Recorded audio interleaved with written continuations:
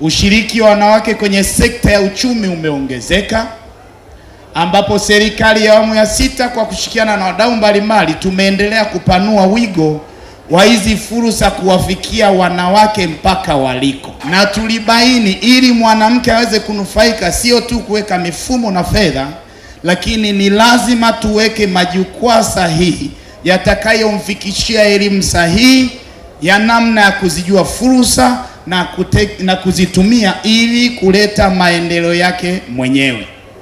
Sisi serikali tunachokiamini na rais wetu anachokiamini ni kwamba maendeleo yanayomwacha nyuma mwanamke hayawezi kuwa kamilifu, na hatuwezi kufikia uchumi wa juu ili hali wanawake ndiyo takwimu kubwa ukilinganisha na wanaume. Tumefanikiwa kwa kushirikiana na ofisi ya Waziri Mkuu TAMISEMI pamoja na wakina mama kuanzisha hayo majukwaa kwa ngazi ya mitaa, vijiji, halmashauri, mikoa na ambayo ni majukwaa ya uwezeshaji wanawake kiuchumi.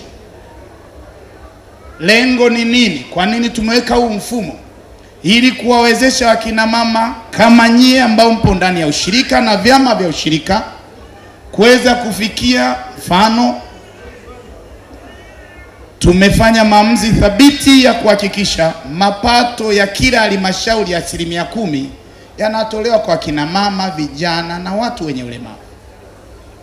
Lengo ni nyie fursa ziwafikie, fedha ziwafikie, mwekeze kwenye maeneo mbalimbali yatakayoongeza kipato chenu na kipato cha familia na hatimaye kuchangia uchumi wa taifa letu. Katika jukwaa hili la tatu kuna jumla ya washiriki 460 kutoka mikoa yote Tanzania bara, lakini tukiongeza na hawa 5 kutoka Tanzania visiwani, basi tuna jumla ya washiriki 465. Tukiangalia ushiriki wa wanawake, data zinaonyesha kwamba tuna 20% ya wanawake kushiriki katika sekta ya ushirika, lakini walau tumepiga hatua katika uongozi ambayo tuna 40%. Umuhimu wa kuwepo kwa jukwaa la ushirika Tanzania, jukwaa la wanawake, itawawezesha wanawake wote ambao wapo katika vyama vya ushirika, wadau mbalimbali wa ushirika, maafisa ushirika kama sisi, lakini pia